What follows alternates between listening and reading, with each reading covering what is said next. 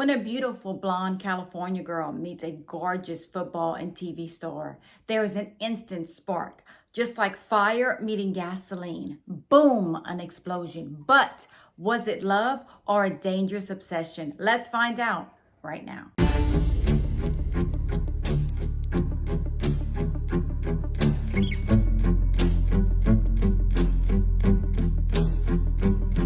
Happy Wicked Wednesday, my Cajun cuties. Yes, it's me, Anne-Marie, aka the Cajun Crime Queen from Carrico, Louisiana. Cajun born, Cajun bred, and when I die, I'll be Cajun dead. I hope after this video that y'all like, subscribe, and comment, and don't forget to press on that notification bell so you never miss a video from me, Anne-Marie. I hope y'all have a beverage. I hope you have a snuggle partner or a snuggle fur partner. Those are the best. And y'all are ready to hear a true crime story with yours truly. And how are y'all doing tonight on this beautiful Wednesday evening? It is beautiful down here in the wonderful state of Louisiana. I'm having an amazing summer so far. Miami was great. I enjoyed family time. I enjoyed making memories. It was just an incredible trip. How is y'all summer going? Are y'all getting some vacations in? What are y'all doing this summer? Like I always say, y'all drop the comments down below and tell me what are y'all doing this summer. I don't know y'all, but people always tell me, what's the worst thing about Louisiana? And I always say the same thing. It's the heat. The heat. The heat. I absolutely love my state, but y'all, when I tell y'all it's hot over here, it is on fire. Yeah, like hot, like humid, like you can't walk outside. If you park somewhere, I hope your car is started before you get in it, because it is steamy down here in Louisiana. And as always, I want to know, are y'all drinking y'all water? Are y'all staying hydrated? Are y'all getting those tickers up? Are y'all going for some brisk walks every day? Remember, just a brisk walk every day can make your day a whole lot better. You're going to have an amazing day if you get those endorphins up first thing in the morning. Get those tickers up. Do some good exercise. And it's great. It's a great day today, y'all. We opened our eyes, we're breathing, and we live to see another day. As a domestic violence victim, I'm here to tell y'all there is so much more to a person than being a victim of domestic violence. And today we're going to discuss a woman that was a victim of domestic violence, but she was taken way too soon from us. She was only 35 years old and her life was cut short when she was brutally murdered 30 years ago today, June 12, 1994. Today we're going to be discussing the case of Nicole Brown Simpson. Nicole Brown Simpson was born May 19, 1959 in Frankfurt, Germany. She was a beautiful little girl. Her parents were Judith and Louis Brown. She also had an older sister named Denise and two younger sisters, Dominique and Tanya. Denise and Nicole were less than 2 years apart, and y'all, they were absolutely stunning girls, a beauty like no other, just gorgeous, gorgeous girls, just like their mother. Their mother, Judith, was stunning like all four of her girls. Nicole also had two half-sisters and one half-brother from her dad's previous marriage. When Nicole was just a little girl, her family packed up and moved to California. And Nicole loved the outdoors. She was a typical California surfer girl. She was a little beach rat. She loved to go on the beach. She loved dancing. She loved hanging out with her friends and her sisters. It was just a great time for her being in California. Nicole was the kind of girl that wanted big things in life. In 1976, Nicole was named Homecoming Princess, and the year before, her sister Denise was named Homecoming Queen. These girls were the it girls in California. Everyone wanted to be their friend. Everyone wanted to know them. Everyone wanted to be around them. They were just beautiful girls. When Nicole was just 17 years old, she wanted to be a photographer. She took pictures of everything. She had a friend named David who lived in a tiny studio apartment in Hollywood. She asked him if she could move in. They barely had any money. He said, of course. They grew up together. They were best friends. He said that she slept in the bed and he slept in a sleeping bag on this tiny studio apartment. The year was 1977 and Nicole was just starting her life, and she was going to meet someone that would change her entire life. In June 1977, just 3 weeks after Nicole turned 18, she started working at a restaurant in Hollywood called The Daisy, and it was a beautiful restaurant. She would sit people. She would greet people. It was just a wonderful job. And she was only 18 and she just wanted something to do. And it was a starter job for her. And one day in walks this gorgeous man. He's tall, he's handsome, he's charming, and he is infatuated with Nicole. And he wasn't just any man. He was the TV and football star O.J. Simpson. He said that Nicole just took his breath away. But, I mean, she was gorgeous. She was absolutely stunning. Who wouldn't be infatuated with Nicole? He kept coming in, and finally, he and Nicole decided they were going to go out. But there was a huge age difference. Nicole was only 18. O.J. was 30. But they hit it off. O.J. goes to Nicole's house. He picks her up in a beautiful Rolls Royce. Her roommate David says, Nicole, who are you going out with? And she's like, I've been talking to this guy. He's a football player. I never heard of him, but we're going to go out tonight and see where it goes. And he says, Nicole, what's his name? And she says, O.J. Simpson. He's like, oh my gosh. And I don't know if any of y'all know, O.J. Simpson was the man back in the day. He did so many wonderful things. He was an incredible football player at his own right, but he was also a TV star. He was the face of Hertz Reno. He was everything back in the 70s, just everything. OJ picked up Nicole in his Rolls Royce. They went out that night, and when Nicole returned home, her jeans were ripped where the zipper was. And her roommate was like, Nicole, what happened? And she said, OJ became a little forceful. You know how that is. And he said, no, Nicole, that's not right. I'm gonna talk to him. I can't believe you did that. And she was like, no, please don't do that. I really like him. Now, we all know we're in that moment and we just want to rip each other's clothes off and go crazy with each other. So that could have happened. You know, we never know. But Nicole didn't have a problem with it because she fell in love with OJ that night. And from then on, she was crazy about OJ and OJ was crazy about Nicole. It was an instant attraction. Just after meeting OJ and dating him and going out with him, when OJ found out she was living with her best friend David, he was like, oh no, I don't want you living with a man. Even though nothing sexual was going on, he did not want her living with another man. The next week, Nicole has her own apartment. OJ gets her own place and she's living by herself. And OJ checks on her constantly. They in this whirlwind romance. But y'all, there's a problem. Not a small problem. A big problem. OJ Simpson is a married man. OJ wasn't just a married man. He was a married man with a pregnant wife and 2 small children. He had an entire family while he was having an affair with this beautiful blonde 18-year-old girl named Nicole. But in 1979, O.J. Simpson divorced his wife, Marguerite, and he was a free man to date whoever he wanted. And he loved Nicole. He wanted to be with Nicole. Nicole was only 18 when they started dating. Just turned 18, a baby. She had just turned 18 3 weeks before they met. O.J. was starting to mold this beautiful young girl into a classy, beautiful woman, just like Elvis Presley did with Priscilla. But after dating 7 years, OJ was having lunch with another beautiful blonde when Nicole spots him. Even though OJ said nothing was going on, Nicole comes to the table, supposedly tells this lady something mean, and Nicole storms out of the restaurant, moves out of OJ's house, and it's done. That's it. That's the end of it. Oh, Nicole was furious. Any woman would. Any woman would be crazy upset if she caught her man having lunch with another woman. But what does OJ do? What does OJ Simpson do? He proposes to Nicole the next day to get her back.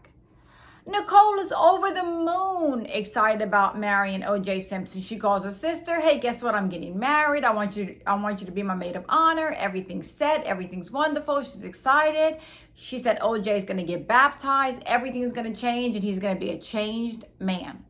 And on February 2nd, 1985, O.J. and Nicole are married. And Nicole looked absolutely stunning on her wedding day. A beautiful bride. And not long after her wedding, on October 17th, 1985, little Sydney Brooke Simpson was born. A beautiful little girl that Nicole doted on 24/7, even making some of Sydney's clothes and a beautiful quilt. She was infatuated with her daughter, Sydney. And not too long after, a couple of years later, on August 6, 1988, a beautiful bouncing baby boy named Justin was born. She loved her two children, and now the Simpson family was completely complete. The all-American family, a happy home, two beautiful children, a loving husband and wife. But behind closed doors, this was not a happy home. Nicole stated in her diary that she started getting abused early in the relationship, as early as 1977 when they first started dating, that she had found the earring and at OJ's, and she confronted him and he threw her against the wall. So she was being abused early on. And a lot of us want to say, that's a red flag, hurry up and leave.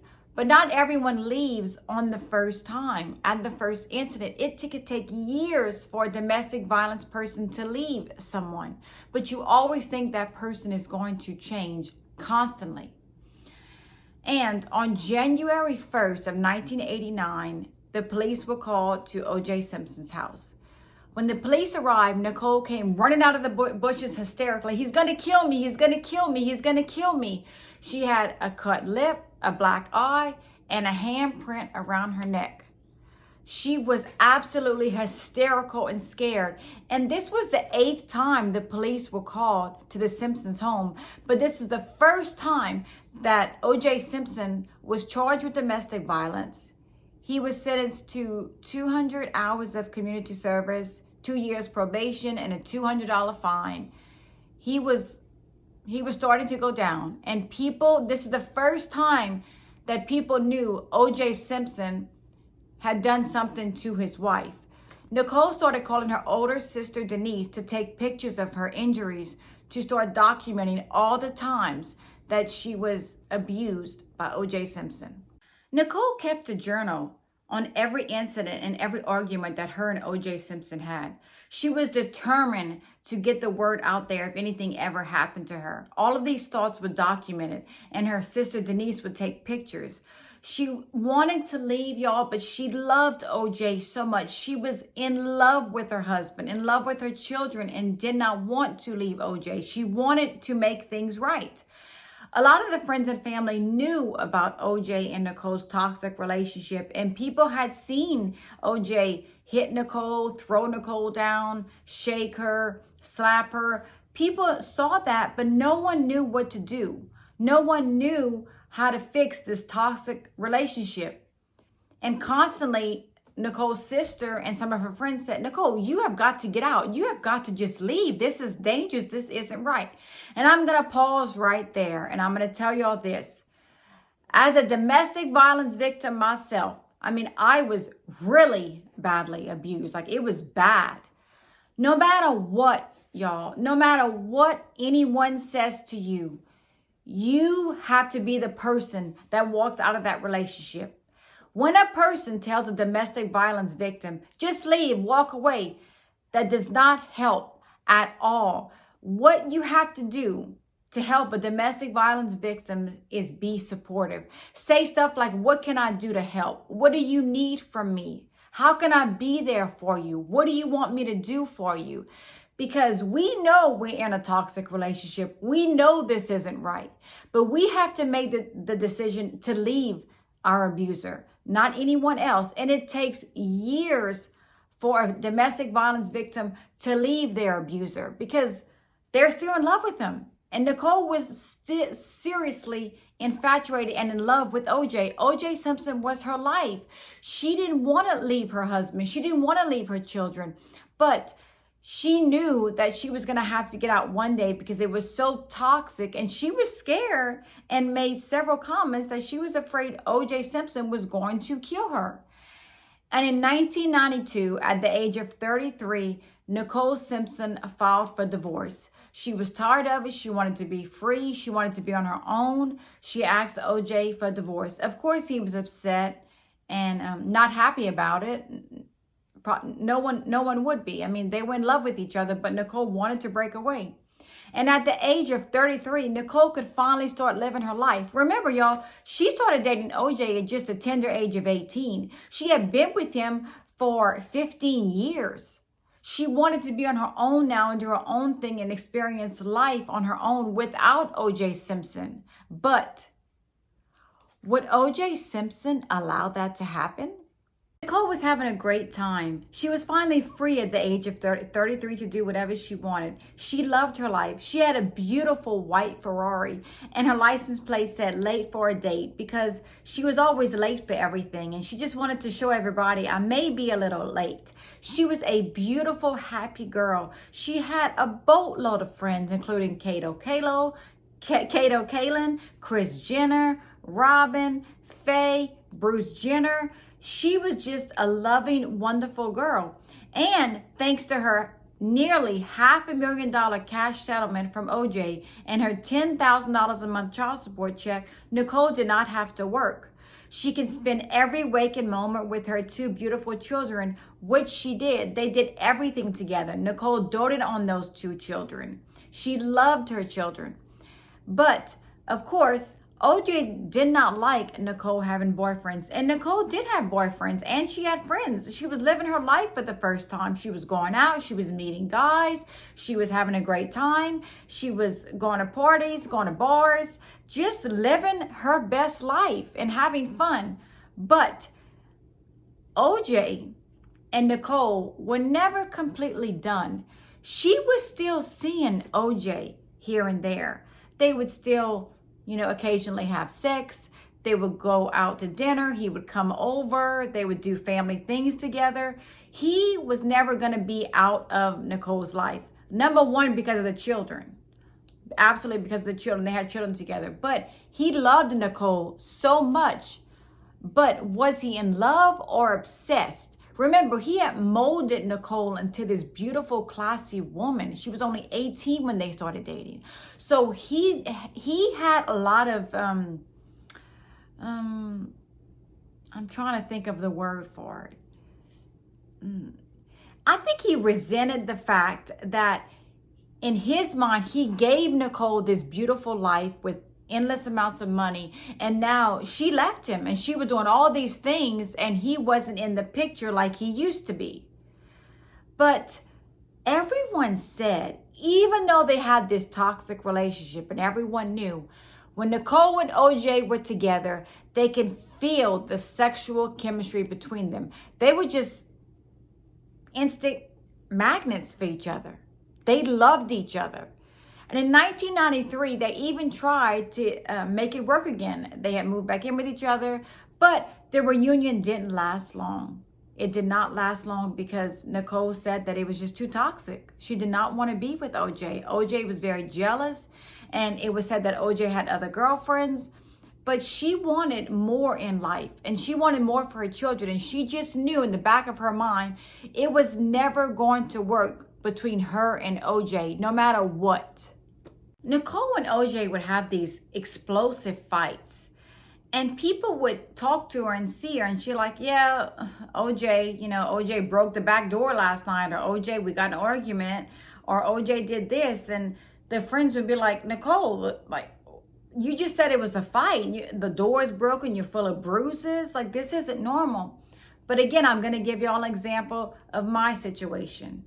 One day, one of my good friends and I were trying on bathing suits, and while we were trying on bathing suits, she saw a huge bruise on the back of my neck, and it was obvious and clear that someone had grabbed my neck from behind and squeezed it. And when she saw it, she was like, oh my God, what happened? Like what happened to your neck? And I'm like, oh, we just got in a little argument, it was nothing. And my friend turned white, y'all, white. She says, what?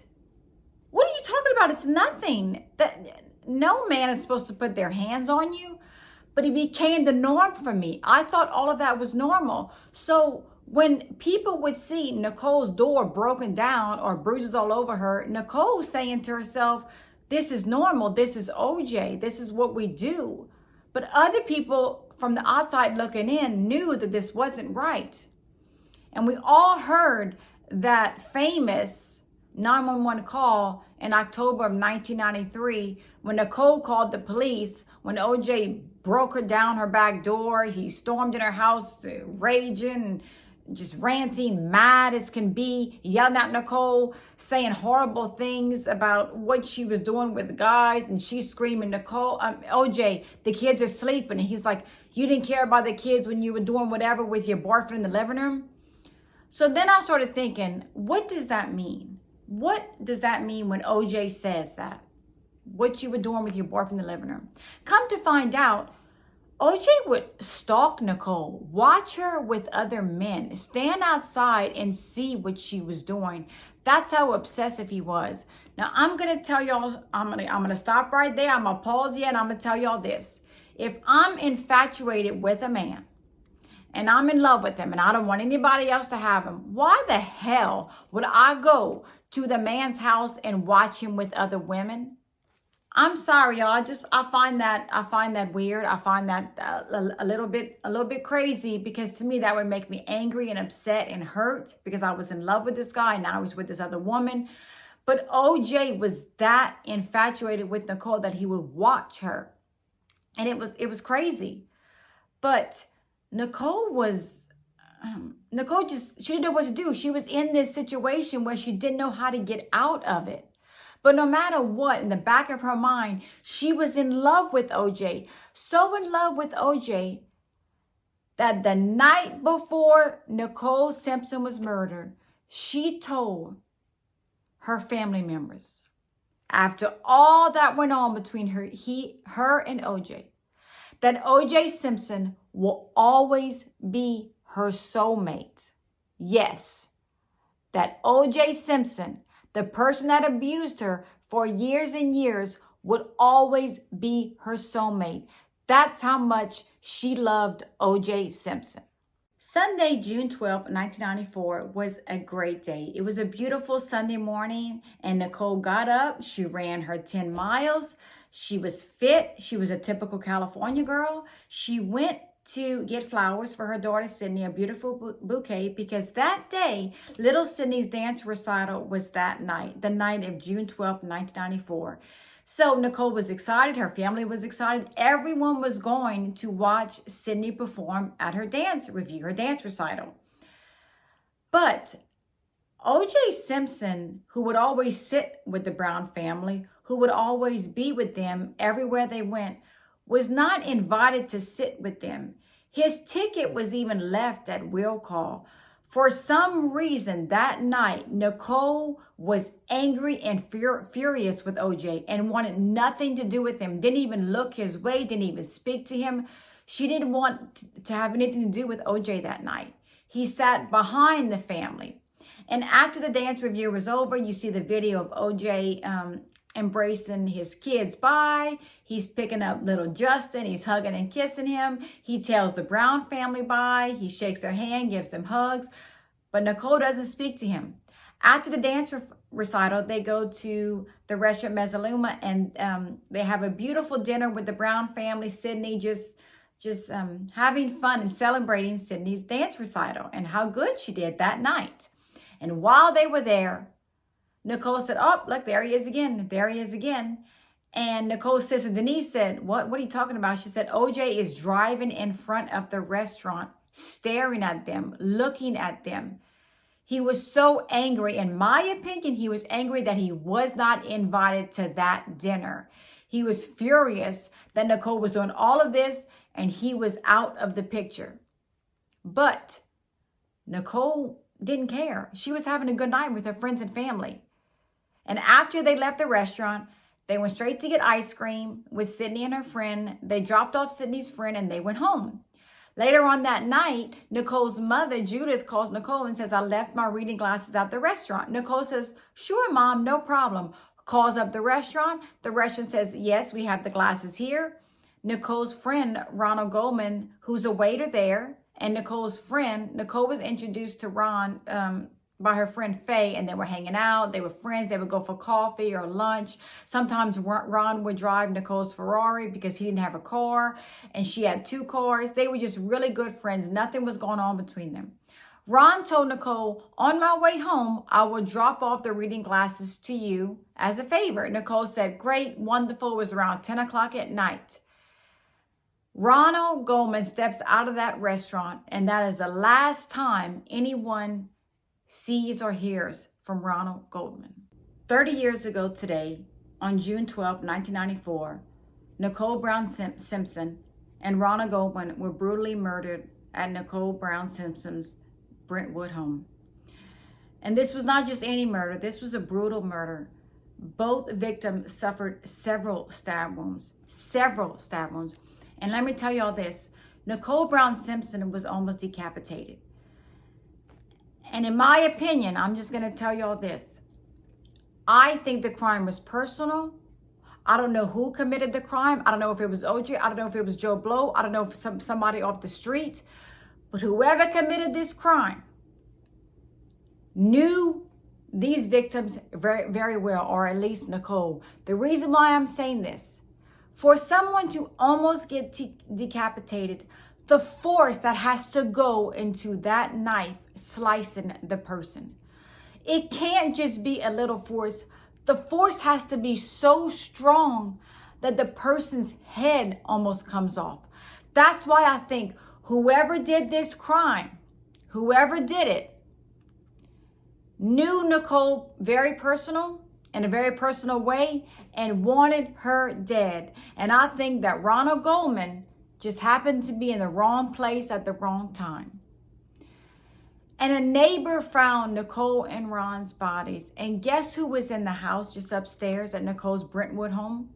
Her two children, Sydney and Justin. If those neighbors wouldn't have found Nicole and Ron's body, those two children could have found their mother's body.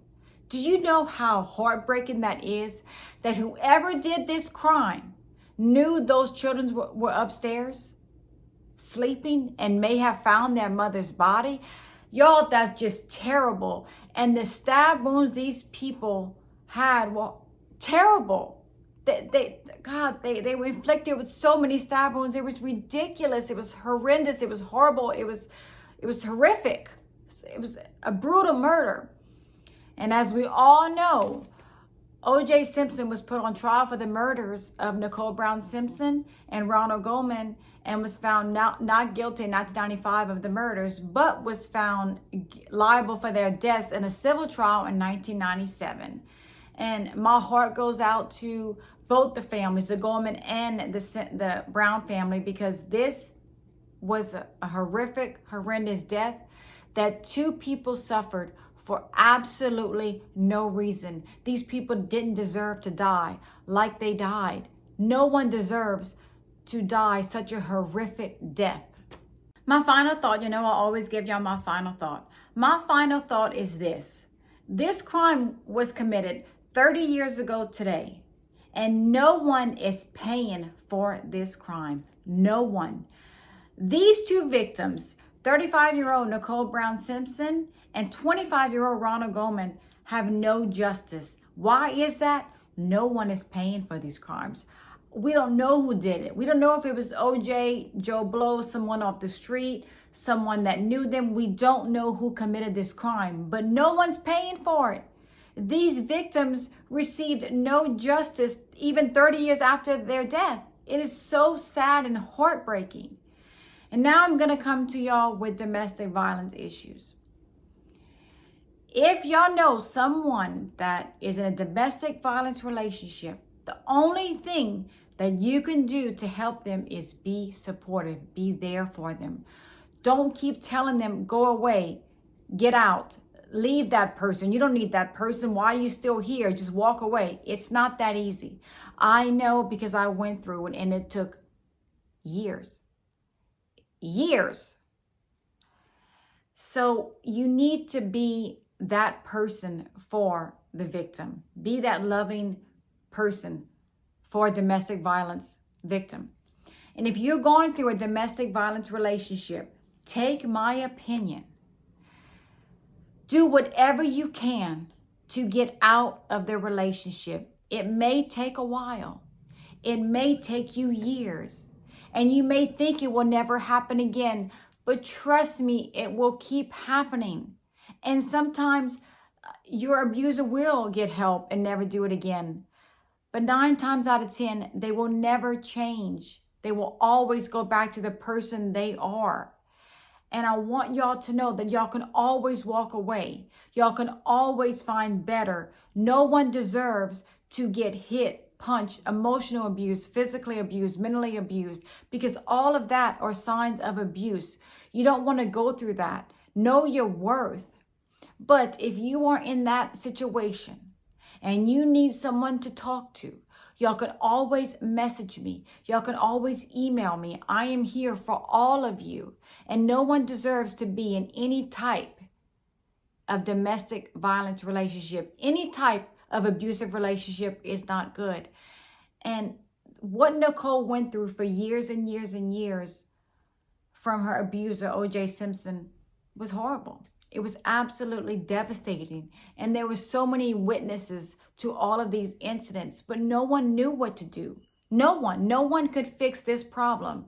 And no matter what, Nicole kept going back because she thought OJ would change. But in a lot of cases, they don't change. I want y'all always to stay safe, always be aware of your surroundings, always know that I'm here for y'all at any time. Y'all need me, the Cajun Crime Queen, aka Anne Marie, is here for y'all. I want to thank y'all all so much for all the love and support. It is greatly appreciated. I love you all. And as always, have a good night, and I'll see y'all tomorrow. Bye.